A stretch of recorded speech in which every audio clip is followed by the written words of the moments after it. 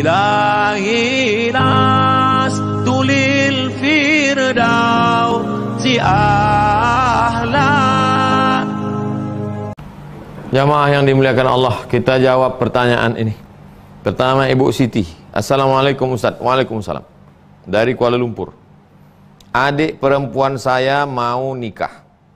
Antara adik beradik belah ayah saya dan adik lelaki saya, mana yang kuat untuk dijadikan wali? Ayah saya sudah meninggal. Antara adik beradik sebelah ayah saya dan adik laki-laki saya, mana yang lebih kuat untuk dijadikan wali?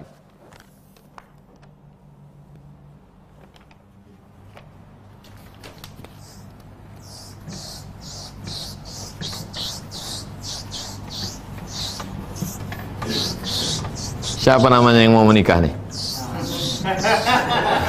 Saya mancing aja. Mana tahu keceplosan.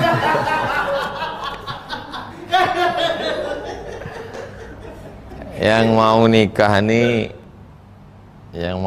nih namanya A lah. Nanti A mau nikah.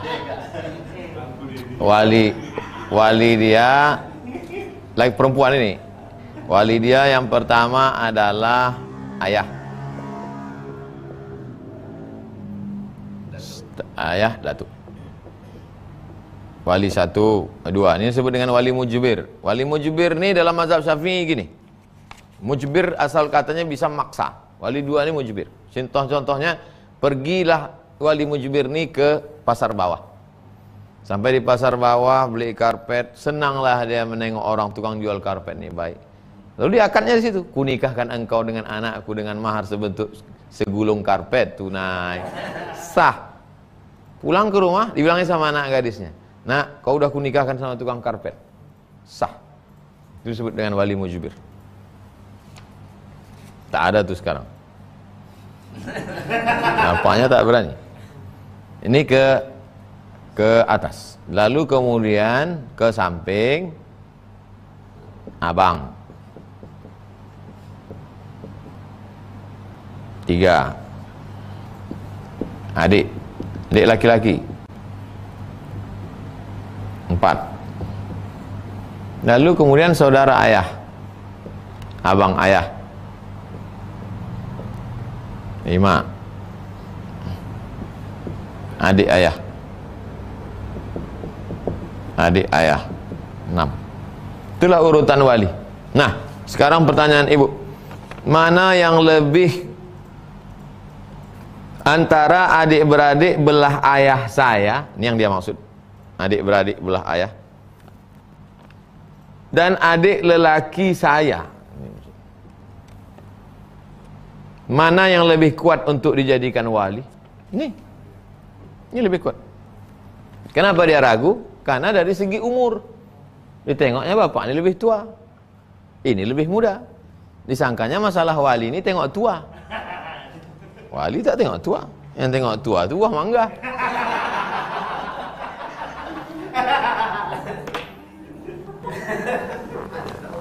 Wali tak tengok tua, walaupun udah kecil. Makanya kalau ada perempuan ayahnya mati, atuknya mati, ada adiknya kecil, baik-baik adiknya itu.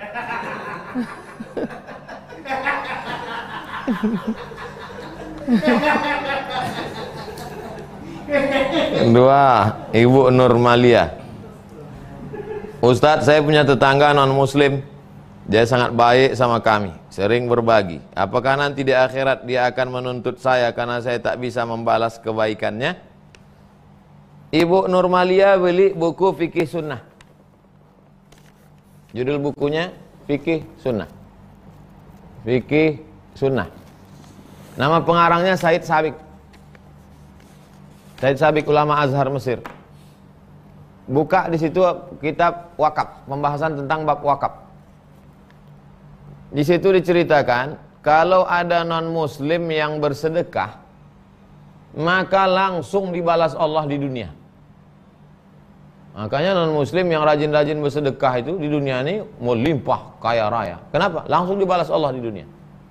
Maka kalau kita sayang sama dia, kita selamatkan dia di akhirat dengan mengucapkan password asyhadu alla ilaha illallah sallallahu alaihi wasallam.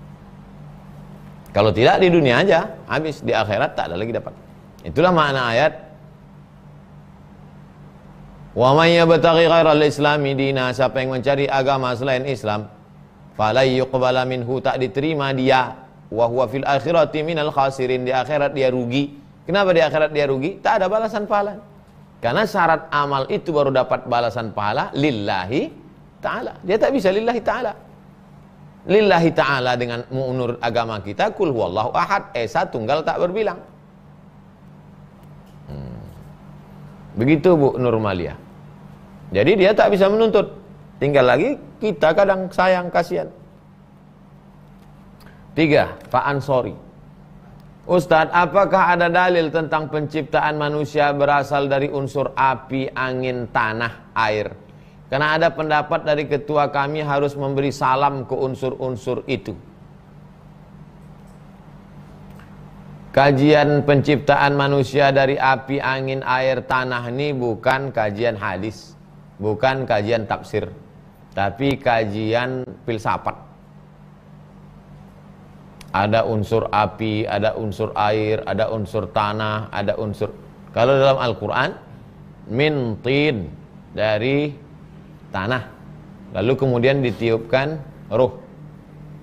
Oleh sebab itu kita tak perlu mengucapkan salam ke tanah. Assalamualaikum hai tanah, assalamualaikum hai api, assalamualaikum hai air, assalamualaikum hai angin, selamatkan aku. Rusak akidah.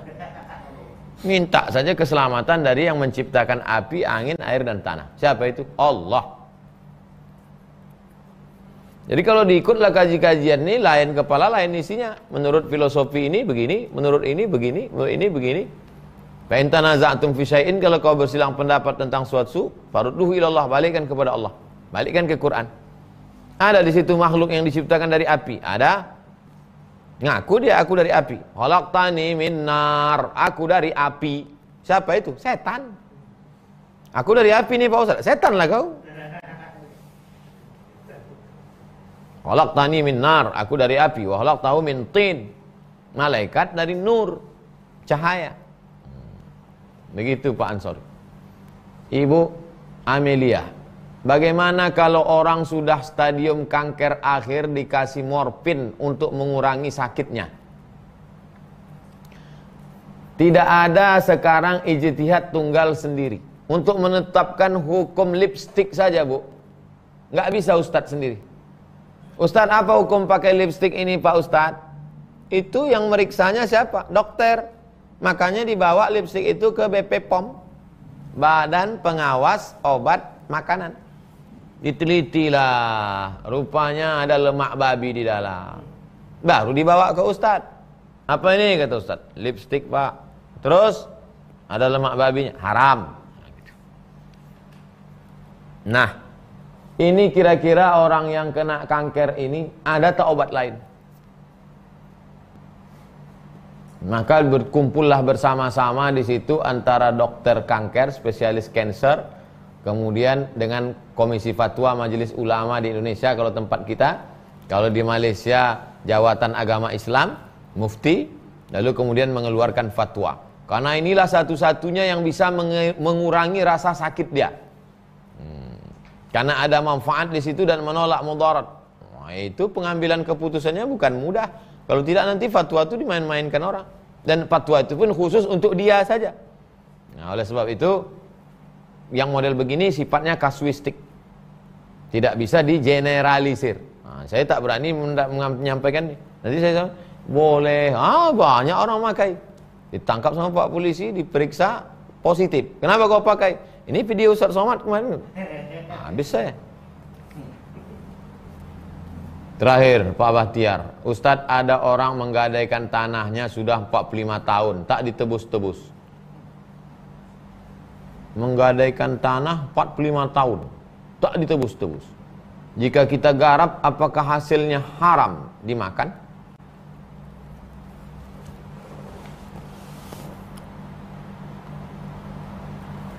Kullu qardin jarra naf'an fahuwa ribah.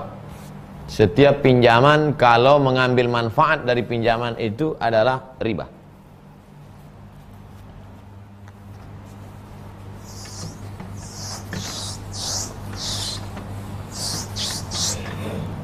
si A meminjam duit kepada si B. Berapa si A minjam duit ke si B? Sebanyak 100 juta. Si B tidak percaya kepada si A. Tengok gaya-gayanya, ngeri nih Pak Ustadz. Maka aku minta jaminan. Apa jaminannya? Kasihlah tanah. Ini ceritanya. Akhirnya tanah pun 45 hektar menjadi jaminan. Tanah punya siapa? Punya si A. Siapa yang memegang? Si B. Dah. Itu mesti ada perjanjian sampai kapan? Iza tadayantum bidainin ila ajalin musamma faktubuh. Ajalin musamma. Sampai batas tertentu. Aku pinjam uangmu 100 juta dengan jaminan 45 hektar tanah akan aku bayarkan pada tanggal 1 Januari 2030. Kalau tidak aku bayar, maka tanah ini berpindah hak miliknya menjadi milik si B. Makanya saya heran, aneh bin ajaib, kenapa udah 45 tahun tak selesai-selesai? Berarti perjanjiannya dulu perjanjian karet. Kok tak berpindah? Ini harus diselesaikan nih. Ada orang menggadaikan tanah sudah 45 tahun tak ditebus-tebus. Jika kita garap, apakah hasilnya haram dimakan? Ini perjanjian A dengan si B. Datang pula si C mau menggarap. Gimana ceritanya? Mana bisa? Ini bukan syubhat, haram. Mereka selesaikan dulu antara si A dengan si B. Sudah selesai, apakah ini balik ke si A atau balik ke si B atau ahli warisnya, barulah si C datang menggarap tanah dengan cara beli atau cara gadai atau cara pinjam atau cara hibah atau cara macam-macam atau cara wakaf. Mau selamat serahkan ke tabung wakaf umat.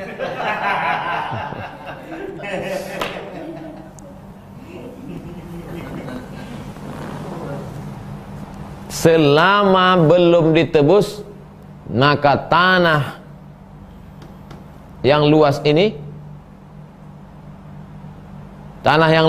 tak boleh dimanfaatkan oleh si B. Walaupun surat tanah dia megang. Kalau dia manfaatkan, ditanaminya kelapa, diambilnya hasilnya, riba. Karena statusnya dia meminjamkan uang. Kullu qardin jarra naf'an fahuwa riba. Setiap pinjaman kalau mengambil manfaat, maka riba. Jangankan memanfaatkan mengambil duit.